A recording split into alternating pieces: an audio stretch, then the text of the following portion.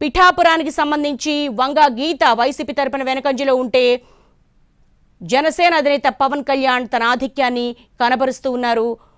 ఈవీఎంలు తొలి రౌండ్లో బీజేపీ అభ్యర్థి ప్రసాద్ తన ఆధిక్యాన్ని కనబరుస్తున్నారు. తిరుపతి ఎంపీ స్థానానికి సంబంధించి ఇప్పుడు నేను బ్రేకింగ్ చెప్తున్నాను. తొలి రౌండ్లోనే ప్రసాద్ తన ఆధిక్యాన్ని కనబరుస్తున్నటువంటి సందర్భం కనబడుతుంది. ఇక తెలంగాణ విషయానికి వస్తే ఎంఐఎం ఆధిక్యంలో ఉంది. హైదరాబాద్ ఎంఐఎంకు అది కంచుకోట లాంటిది. ఇక మంగళగిరి విషయానికి వస్తే కూడా బ్రేకింగ్ చూస్తూ ఉన్నాం మనము. జగ్గంపేట వెళదాము. టీడీపీ అభ్యర్థి జ్యోతుల నెహ్రూకు 3,550 ఓట్ల ఆధిక్యాన్ని కనబరుస్తున్నటువంటి బ్రేకింగ్ న్యూస్ మనం చూస్తూ ఉన్నాము.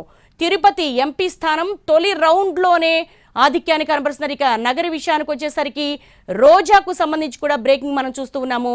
అక్కడ చాలా వరకు కూడా అంతర్గత కుమ్ములాటలు కావచ్చు, ఆధిపత్య పోరు కావచ్చు, స్వపక్షంలోని విపక్షం కావచ్చు, చాలా వరకు కూడా నగరిలో రోజా చాలా అసంతృప్తులను ఎదుర్కొన్నారు.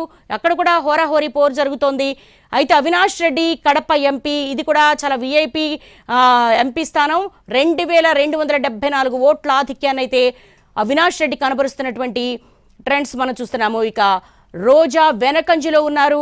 నగరిలో రోజా చాలా క్యాంపెయిన్ నిర్వహించారు. అయినప్పటికీ కూడా ఆమెకు తీవ్ర అసంతృప్తి అయితే అక్కడ క్యాడర్లో ఉంది. కింది స్థాయి కావచ్చు, అలాగే జెడ్పీటీసీలుగా ఉన్న వాళ్ళు కావచ్చు, వాళ్ళందరూ కూడా రోజాకు వ్యతిరేకంగా పనిచేసినటువంటి సందర్భాన్ని అయితే మనం చూసాము.